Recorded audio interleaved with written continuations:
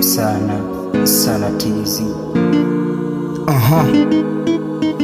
Real story. Yeah. Mzee Jado ni kijana wa zamani, enzi ujana wake kuwa na mali, maisha yake aliishi kifahari, mtandaoni posti kubadili magari. Mzee Jado ni jina la utani, umetokana na umaskini mtaani. Mzee Jado hapo zamani walimwitaga tajiri Ramadhani.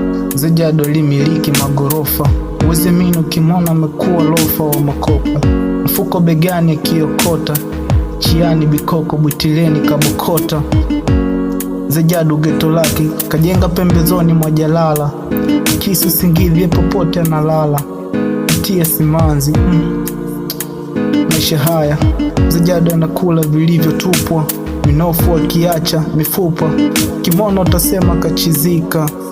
Ndhima kili timamu, life limembadilisha.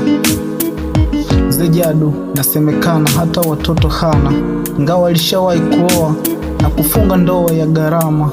Kabla hata wiki kuisha ifariki yule mama. Hapo ndo Mzee Jado akuoa tena.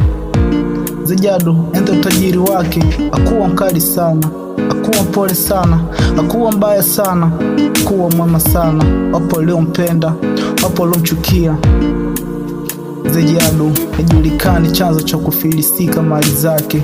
Wengine wanadai wanawake, wengine wanadai zikuwa halali mali zake. Wali walimwengu, kila mtu na story yake. Story inasikitisha. 96 MOWH.